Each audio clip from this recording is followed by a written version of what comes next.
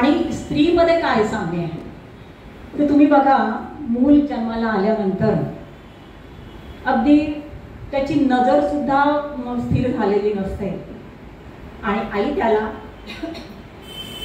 आई त्याला गोष्टी सांगते, कावजूच्या गोष्टी सांगते, कधी बडबड गीतं म्हणते. आणि यांनी काय होतं, तो मुलगा किंवा बाळ त्या आवाजाच्या दिशेने बघायला लागतो, म्हणजे त्याची नजर स्थिरावते. बरोबर आहे ना.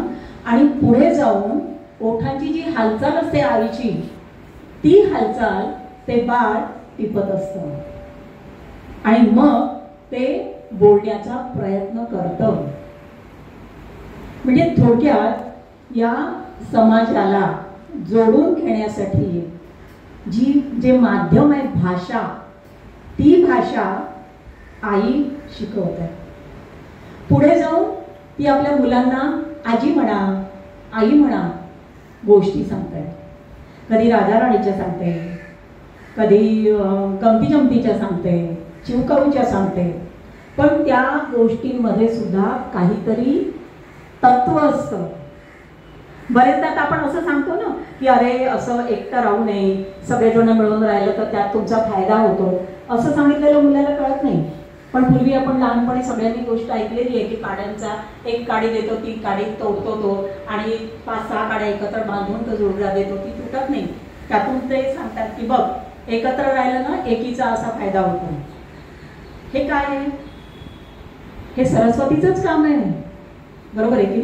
आणि आईमध्ये जर सरस्वती नसली तर जिजाबाईंनी शिवरायाला नुसती स्वप्न नाही दाखवली, मराठी साम्राज्य त्याच्याकडनं ठरवून घेतली स्थापना त्या साम्राज्याची, घडवलं केली. म्हणजे हे सगळ्यात मोठं कर्तव्य त्या आईने केलं.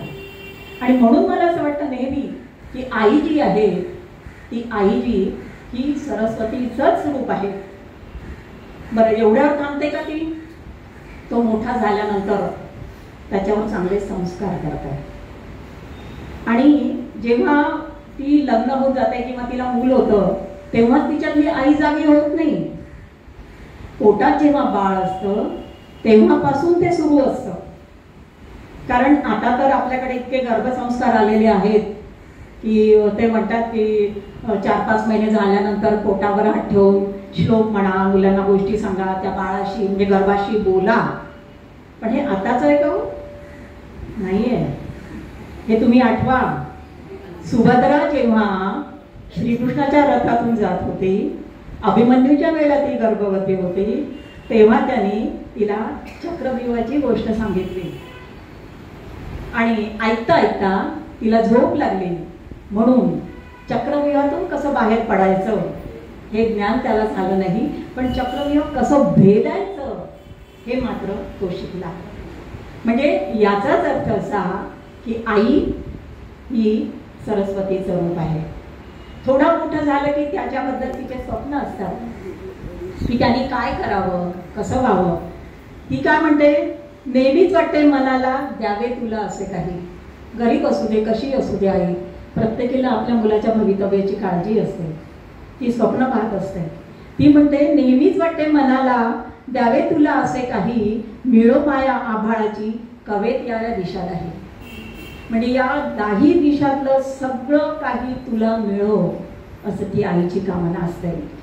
खूप खूप मोठा हो, ती म्हणते खूप खूप मोठा हो उगवतीला हात लाव, खूप खूप मोठा हो उगवतीला हात लाव, 4 दिशा यश पेरून मावळतीवर कोर नाव. म्हणजे उगवतीला पण तुझं नाव येऊ दे आणि मावळतीवर पण तुझं नाव येऊ दे. म्हणजे 10 दिशांना तुझं लौकिक असू दे.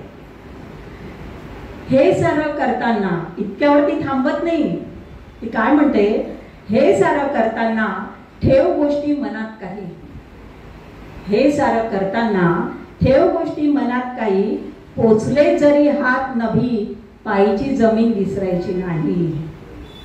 तू कितीही मोठा हो, पण तुझी जी शेवटली पायरी आहे, शेवटली जागा आहे जिथून तू सुरुवात केलेली आहे, ती तू विसरू नको. हे आई त्या बाळाला सांगते. आणि माणसाने माणसाशी माणसासमोर वागणे हीच पूजा ईश्वराची, हेच त्याची मागणे आहे. ती म्हणते की माणसाशी माणसासारखं वागावं आणि ही ईश्वराची पूजा आहे. आणि माझं मागणं तुझ्याजवळ हेच आहे की माझ्या मुलांनी माणसासारखं वागा.